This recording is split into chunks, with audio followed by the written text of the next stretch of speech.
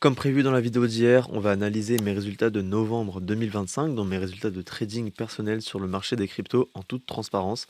Mais avant ça, je voulais revenir avec vous sur Bitcoin rapidement. On a eu un mouvement assez intéressant. On a confirmé la cassure de la résistance que je vous avais indiquée dans la vidéo d'hier à 90 500 dollars. Et ça me semblait intéressant de revenir dessus avec vous car je suis actuellement en position sur le marché et donc je vais vous montrer tout ça en toute transparence.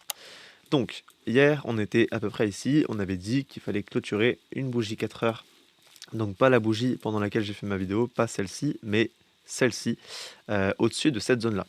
C'est ce qui a été fait et on avait défini le fait que si on validait cette clôture, la première target était la zone de liquidité, donc le plus haut de la semaine dernière, previous weekly high, et ensuite le plus haut des 93 700 et plus haut encore, on avait les 97 400 dollars qui couvraient des grosses zones de liquidité. On avait beaucoup de plus haut daily ici, ainsi qu'une zone de fair value gap qui fera probablement résistance quand on viendra dedans.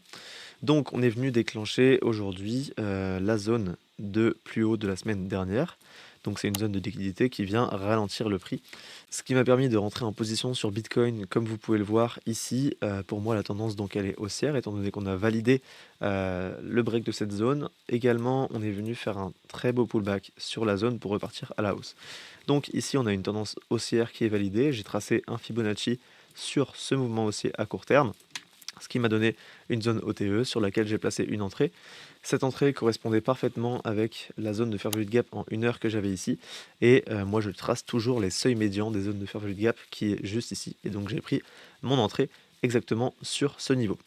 Actuellement, j'ai risqué 1% sur ce trade. On est en positif et on est venu nettoyer ces liquidités. D'ailleurs, je peux update mon graphe parce qu'on est venu le faire dans les minutes qui précédaient le lancement de la vidéo.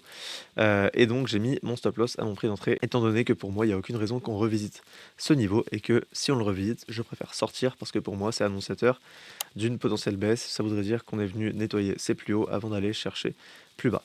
Et si je vois un retournement haussier dans cette zone-là, je pourrais éventuellement re-rentrer sur le marché. Donc voilà pour la petite parenthèse que je voulais faire sur Bitcoin. Je vous tiendrai informé de ce trade sur mon canal Telegram qui est gratuit. Je vous le rappelle, si vous n'êtes pas dedans, vous pouvez trouver le lien dans le Linktree, dans la description. Si vous fouillez un peu, vous le trouverez. Avant de passer aux résultats de novembre, aujourd'hui, on a une news assez intéressante sur l'emploi aux US. Donc c'est ici le changement au niveau du nombre d'emplois non agricoles. Donc c'est-à-dire que si c'est positif, on vient créer des emplois et si c'est négatif, on vient en détruire.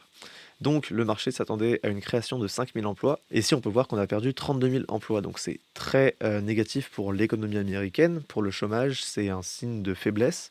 Et donc c'est ce qui pourrait pousser la Fed encore plus à baisser ses taux lors de la réunion du FOMC qui arrive dans quelques semaines, donc mi-décembre. Maintenant, attention, c'est aussi lié au shutdown aux US, c'est les conséquences du shutdown, donc toujours rester vigilant par rapport à ça. Et également, on a le PCE vendredi qui fera bouger fortement les marchés, donc moi je vais surveiller ça. Concernant mes résultats du mois de novembre en trading crypto, je suis totalement transparent avec vous comme depuis le début, comme je le fais à chaque fin de mois. Donc j'ai pris 3 trades ce mois-ci, c'était 3 pertes. C'était un marché très compliqué ce mois-ci, franchement le marché crypto était vraiment dégueulasse, très compliqué à trader.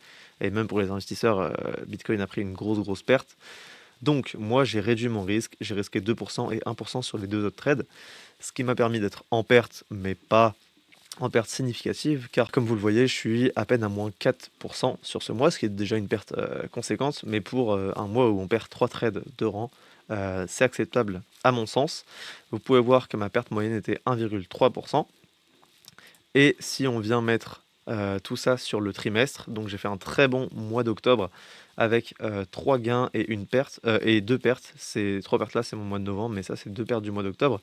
Et donc, ce qui fait que mon trimestre est encore très bien rentable parce que j'avais fait un très bon mois d'octobre. Donc, je suis sur le trimestre pour l'instant à plus 3,32% avec un win rate qui reste dans ma moyenne, hein. Moi, mon win rate, il est entre 35 et 40% habituellement parce que je prends des trades avec des ratios solides. Comme vous pouvez le voir, le trade dans lequel je suis actuellement, c'est un ratio de 4. Mon TP n'est pas définitif, mais globalement, je vais gagner beaucoup plus que ce que je risque. Donc, même si je perds 3 trades de rang, un seul trade peut faire remonter le tout. Donc ça, c'est important à expliquer. Donc voilà, je vais pas forcément m'attarder sur ces résultats trimestriels car ils sont indicatifs. Le mois de décembre vient de commencer, donc ce trimestre n'est absolument pas fini. Et je vais essayer simplement d'augmenter ces performances-là durant le mois de décembre 2025 pour vous faire une bonne vidéo à la fin de l'année qui résume tous mes résultats de l'année et qui annoncera également l'ouverture des portes de mon fonds de gestion crypto. On en reparlera en temps voulu, je suis toujours en train de structurer ça et je commencerai à vous en parler sur le canal Telegram encore une fois, qui est totalement gratuit, je le rappelle, dans quelques jours, quelques semaines. Et ensuite sur YouTube pour mes résultats annuels de trading crypto sur l'année 2025. Encore une fois, j'espère que vous appréciez ma transparence. Accordez vraiment de la valeur à ça. On est très peu à le faire. Montrer nos pertes comme nos gains. Personnellement, je connais peu de personnes qui le font. Il y en a qui vous montrent des trades par-ci par-là, mais ils vous montrent pas tout. Moi, je vous montre littéralement mon fichier Excel de track record. J'ai absolument rien à cacher. Tout est là et mes trades sont publics sur BitGet pour ceux qui ont mon compte. Donc voilà, je suis totalement transparent avec vous, comme depuis le début. J'espère que vous comprenez l'importance que ça a vraiment d'écouter des personnes qui montrent vraiment leurs résultats et qui n'en montrent pas uniquement quand ça va bien.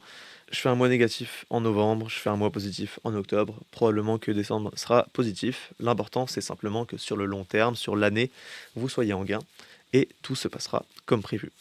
Si cette vidéo vous a plu, n'hésitez pas à mettre un like, un petit commentaire, à vous abonner pour avoir mes résultats annuels dans un mois à la fin du mois de décembre. Et moi, je vous dis à demain pour une prochaine vidéo.